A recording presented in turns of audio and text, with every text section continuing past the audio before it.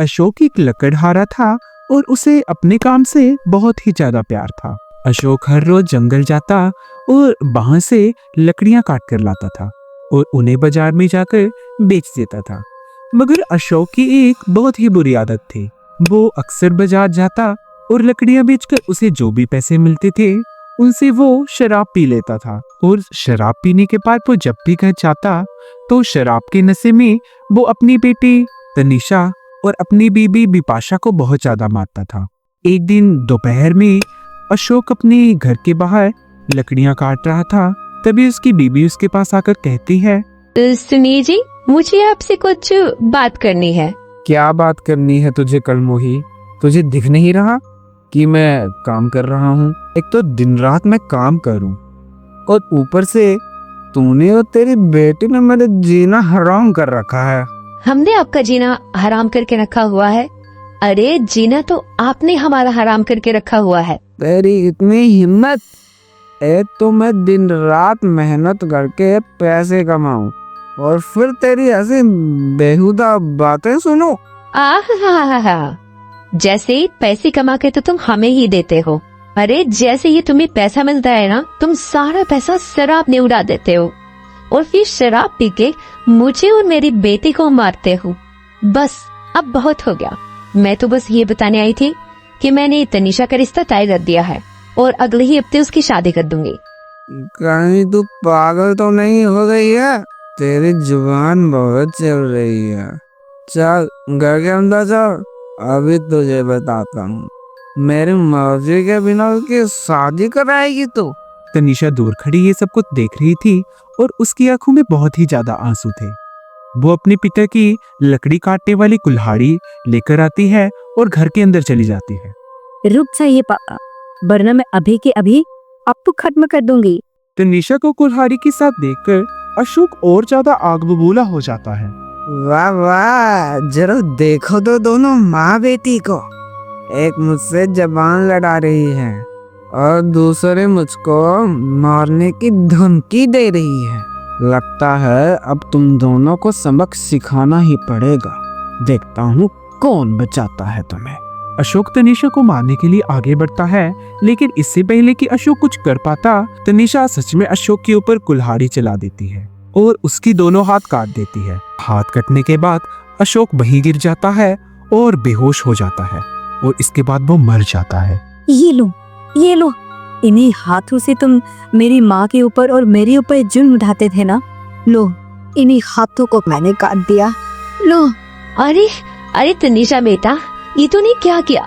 तूने अपने पिता को मार दिया। तो मैं क्या करती माँ?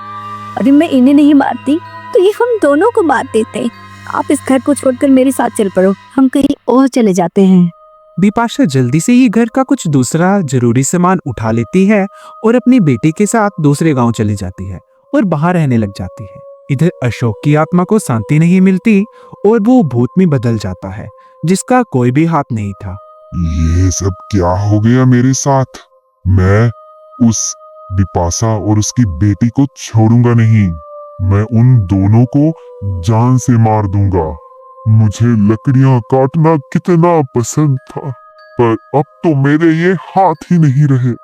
बिना हाथों के मैं लकड़ियां कैसे काटूंगा? बस अब बहुत हुआ। मैं अब किसी को नहीं छोड़ूंगा। इतना कहते हुए अशोक का भूत उस घर से बाहर निकल जाता है और इधर उधर अपनी पत्नी और उस बेटी को ढूंढने लगता है। भटकते भटकते वो जंगल में पहुंच जाता है और उसे एक दूसरा लकड़हारा दिखाई पड़ता है। उसे देखकर उस भूत को बहुत ही ज्यादा गुस्सा आता है। अगर मैं लकड़ियां नहीं काट सकता तो किसी और को भी लकड़ियां काटने का कोई हक नहीं है। इतना बोलकर अशोक अपनी शक्तियों से उस लकड़हारे के हाथों को अपने शरीर में लगा लेता है और वो लकड़हारा खून में लथपथ हो जाता है और बहुत ही ज्यादा घबराकर वहां से भाग खड़ा होता है। इसके अलावा गांव में 3 और लकड़हारे थे जिनके हाथों को जादू से अशोक अपने शरीर में लगा लेता है, जिसके बाद वो 6 हाथों वाला एक भूतिया लकड़हारा बन जाता है। फिर अशोक पूरे गांव में अपनी पत्नी और अपनी बेटी को ढूंढने लगता है, लेकिन जब वो उसे नहीं मिलती तो वो वापस अपने घर आ जाता है। फिर वो भूत देखता है कि घर के बाहर अभी भी कुछ लकड़ियां थी जिन्हें काटना बाकी था। फिर वो भूत तभी जंगल की ओर चला जाता है और वहां से अपने 6 हाथों का इस्तेमाल करके झट से लकड़ियों को काट देता है। इतने हाथों से वो लकड़ियों को बहुत ही जल्दी काट पा रहा था। वाह, आज तो ये लकड़ियां काट के मजा ही आ गया। मैं और ज्यादा लकड़ियां काटूंगा। मुझे कुछ उपाय सूझ रहा है। एक काम करता हूँ, जंगल की सारी लकड़ियां काट लेता हूँ और फिर इस गांव में ही मैं आग लगा दूंगा। तभी गांव में खबर फैल जाती है कि एक 6 हाथों वाला भूतिया लकड़हारा गांव के सारे पेड़ों को काटकर गांव में आग लगाने वाला है और उसने गांव के बाकी के 3 लकड़हारों को भी मार डाला है। सभी लोग उस भूत को रोकने के कुछ उपाय ढूंढने लगते हैं। उधर बिपाशा भी अपनी बेटी की शादियों की तैयारी में लगी हुई थी। तनीषा, सब कुछ ठीक हो जाएगा। अब मैं चाहती हूँ कि तू जल्दी से जल्दी शादी कर ले और फिर खुशी खुशी अपना जीवन व्यतीत करे। अब तक तूने बहुत ही ज्यादा परेशानियां झेली हुई है मेरे बेटे। दोनों माँ बेटी बाजार के लिए रवाना हो जाती हैं और शादी के लिए कुछ जरूरी सामान खरीदने लगती। फिर तभी वो देखती हैं कि पास खड़े लोग कुछ परेशान से लग रहे थे और आपस में कुछ बात कर रहे थे। अरे, तुमने सुना उस 6 हाथ वाले भूतिया लकड़हारे के बारे में? अरे, वो पड़ोसी गांव के जंगल को सारा बर्बाद कर रहा है और वहाँ के सारे पेड़ों को काट रहा है। अरे, मुझे तो डर है कि कहीं उसने उस गांव के सारे जंगल को काटकर उस गांव में आग लगा दी तो फिर वो हमारे गांव में भी आ सकता है। ये सब कुछ सुनकर बिपाशा और तनीषा सब कुछ समझ जाती हैं। माँ, ये क्या हो गया?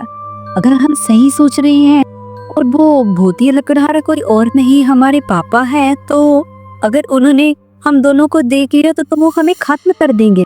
नहीं बेटे, ऐसा नहीं होगा। हम दोनों पहले ही बहुत कठिनाइयों का सामना करके वहाँ से आए हुए हैं। अब इससे पहले कि वो हमें ढूंढे, हमें ही उन्हें ढूंढकर खत्म करना होगा। अपनी माँ की बातों को सुनकर तनीषा में कुछ हिम्मत आती है और वो दोनों वहाँ से जंगल के लिए रवाना हो जाती हैं। वहाँ पे वो भूत एक के बाद एक पेड़ काट रहा था। तभी तनीषा जाकर भूत से कहती है, रुक जाओ। क्या तू? मैंने तुझे और तेरी माँ को ना जाने कहाँ कहाँ ढूंढा, अब जाके मिली है तू। अब तो मैं तुझे छोड़ूंगा नहीं। तूने मुझसे मेरे हाथ छीने थे ना, ये देख अब मेरे पास हाथों की कोई कमी ही नहीं है और अब मैं इस गांव की लकड़ियां काटकर इस गांव में आग लगा दूंगा। नहीं, हम ऐसा नहीं होने देंगे। क्या तेरी इतनी हिम्मत? लगता है तुम मेरी मार भूल चुकी हो। तुझे फिर से याद दिलाना ही पड़ेगा। भूत तनीषा को मारने के लिए आगे बढ़ता है। तभी तनीषा कुल्हाड़ी उठाती है और एक ही बार में उस भूत के दोनों हाथों को काट देती है। हाथ कटने से उस भूत की शक्तियों में थोड़ी कमी आ जाती है। अरे, ये क्या किया तूने? रुक, अभी तुझे बताता हूँ। भूत तनीषा को धक्का दे देता है और अपने तीसरे हाथ से बिपाशा का गला दबाने लगता है। तभी तनीषा उठ खड़ी होती है और उस भूत के 2 और हाथ काट देती है, जिससे भूत के हाथ से बिपाशा छूट जाती है और भूत की शक्तियाँ और कम हो जाती हैं। बस, बहुत हो चुकी तुम दोनों की। अब तुम दोनों मेरे हाथों से नहीं बचने वाले। अब वो भूतिया लकड़हारा एक ही बारी में तनीषा और बिपाशा दोनों को अपने दोनों हाथों से पकड़ लेता है और उनका गला दबाने लगता है। तभी पीछे से गांव के कुछ लोग आ जाते हैं और उस भूत को पकड़ लेते हैं। पकड़ो, पकड़ो, इस भूत को पकड़ो। अब इसके 4 हाथ कट चुके हैं। अब इसके बाकी दोनों हाथ भी काट देते हैं ताकि ये मर जाए। नहीं नहीं, छोड़ो मुझे। मुझे अपना बदला लेना है। अब मैं वापिस अपने हाथ नहीं खोना चाहता। मैं तुम सबको खत्म कर दूंगा। लेकिन भूत की कोई एक भी नहीं सुनता और गांव वाले मिलकर उस भूत के दोनों हाथों को भी काट देते हैं, जिससे वो भूत वही मर जाता है और बिपाशा और तनीषा को एक नई जिंदगी मिल जाती है। ऐसी मजेदार वीडियो देखने के लिए हमारे चैनल को सब्सक्राइब करें और बेल आइकन दबाना ना भूलें।